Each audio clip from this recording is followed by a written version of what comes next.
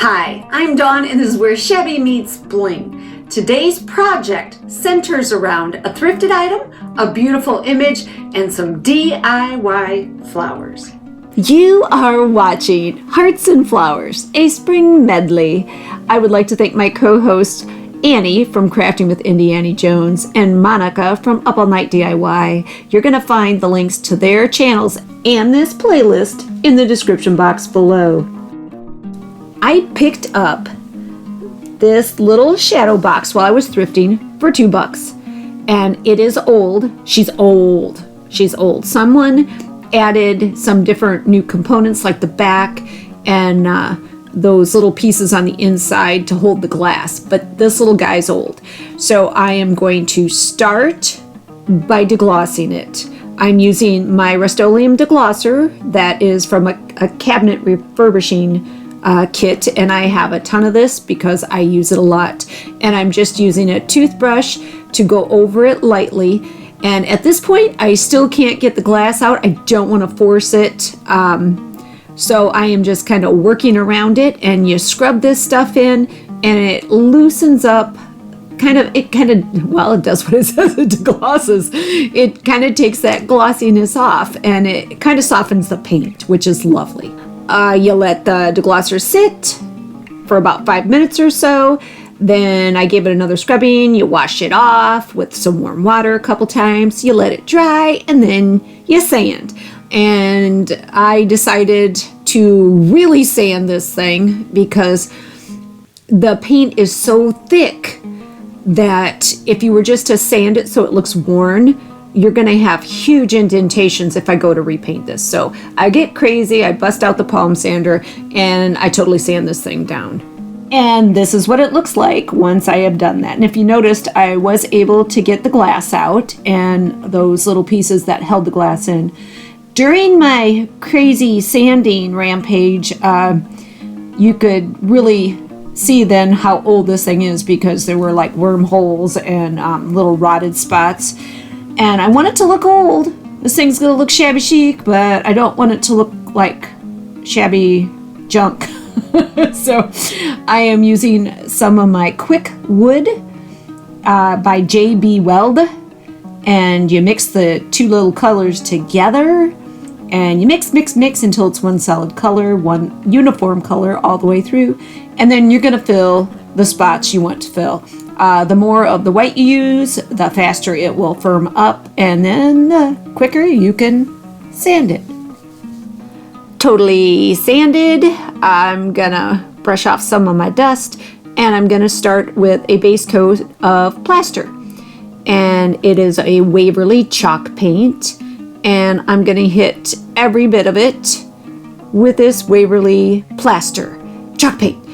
Once my plaster is dry, I'm coming back and hitting the top of it with the Cashew Waverly chalk paint. And I'm not being super careful to get it all, so if some of my plaster shines through, hey, good for me.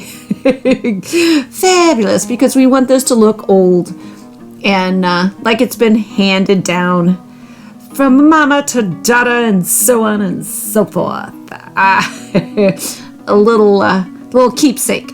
And once I'm done touching up with Cashew, I'm going to give it a light sand. And when I say light, I mean light. I am just hitting it in areas that would naturally be touched or rubbed or worn through the years. Just enough to reveal a little bit of that natural wood underneath the paint. Now I'm taking these little MDF pieces that hold my glass into my shadow box, and I'm going to paint them a metallic gold. It's an antique gold. I don't want anything bright or brassy because once again, we're trying to make this thing look aged.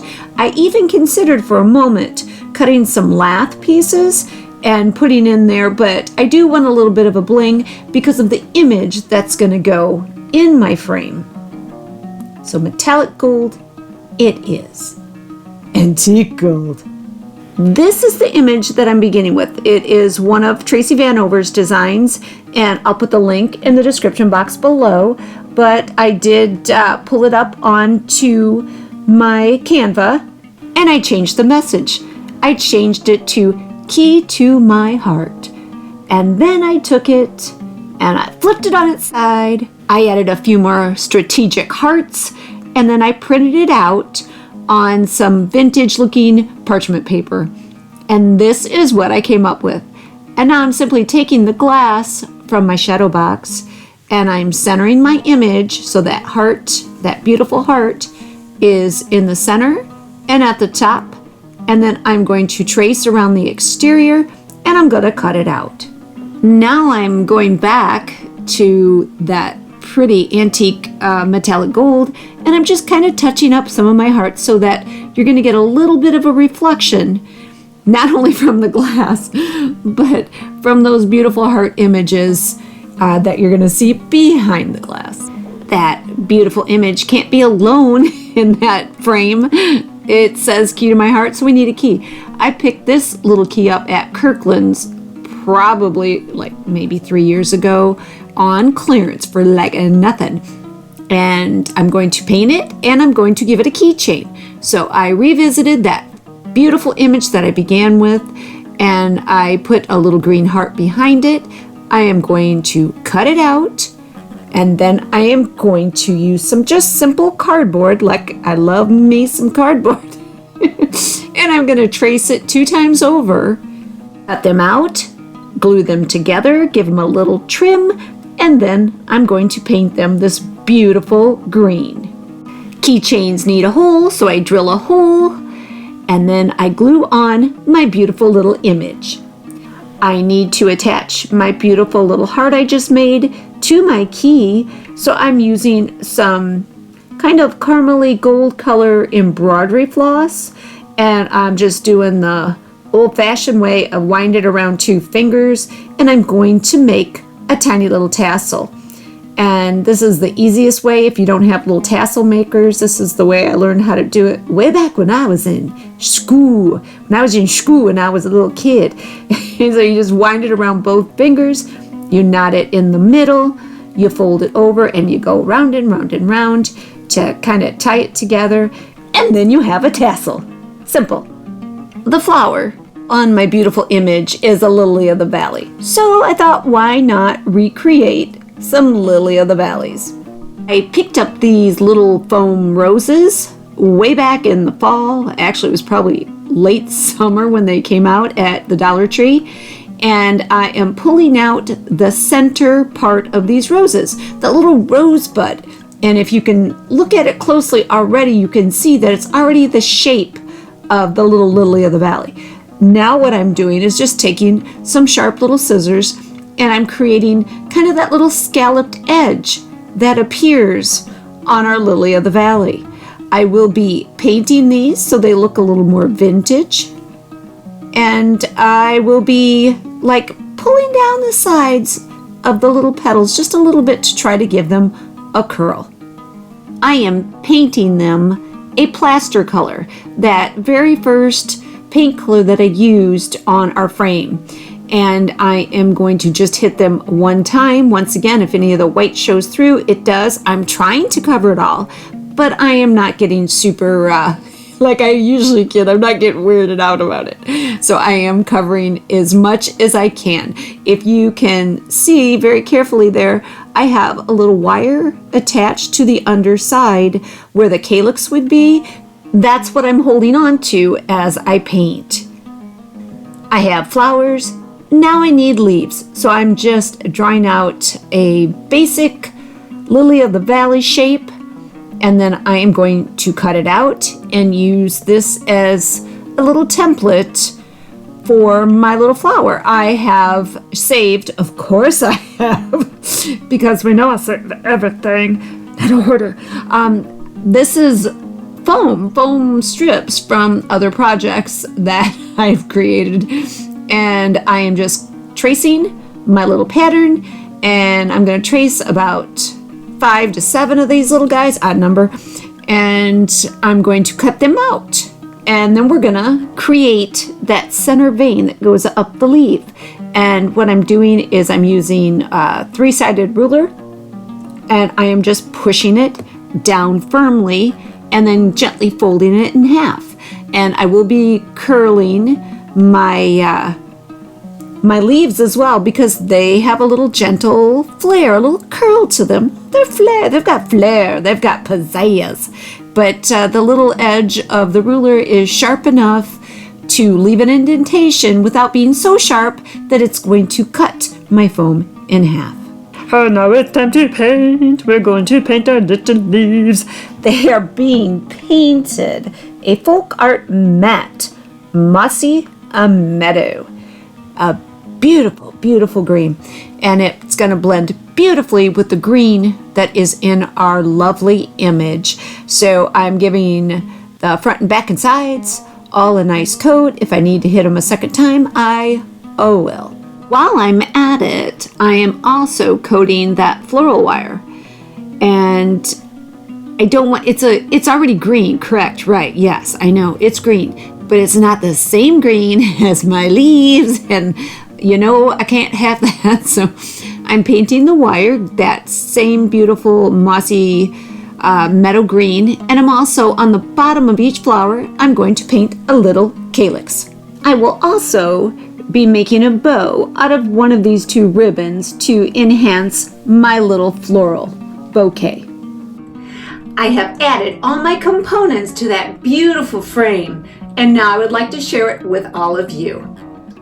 Here's a nice before of our old beautiful frame, and then here is our beautiful image that we used along with those Dollar Tree foam roses. And this is what we have now. Our frame still looks old and a little bit shabby. You can tell she's been through it. She's been through some time. And you can see the little part that holds the glass out is now antique gold. I am showing you this right now without the glass in it, so you can actually see the detail without the glare. And there's that beautiful image. So pretty. So, so pretty. Absolutely love it, and I absolutely love the lily of the valley. And there's my lily of the valley.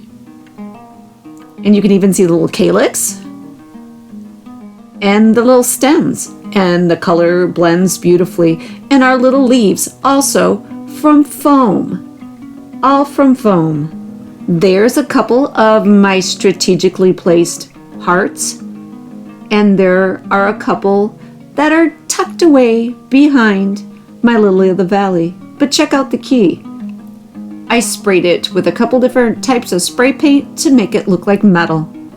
And that keychain, ooh la la, is so pretty. I am so happy with the way this came out. So happy. Now take a look with the glass inserted. I am so happy with this little tiny frame and all of its little components. Key to my heart. So springy and yet a touch of Valentines. Thank you again to Annie and Monica for joining me in Hearts and Flowers, a spring medley collab. You can find the links to their channels and this playlist in the description box below. I hope you've enjoyed this video. If you did, give it a like, share it with your family and friends, and anybody that loves spring, Valentines, or just beautiful decor. You can follow me on Instagram, and don't forget to check out my shop on Etsy. Leave me a comment. I would really love to hear from you. I think that the best way to support this channel is to subscribe. So please don't forget to subscribe and ring that bell for notifications. But for now, this is Dawn with Shabby Meets Bling. Thank you so much for watching, and we will see you next time.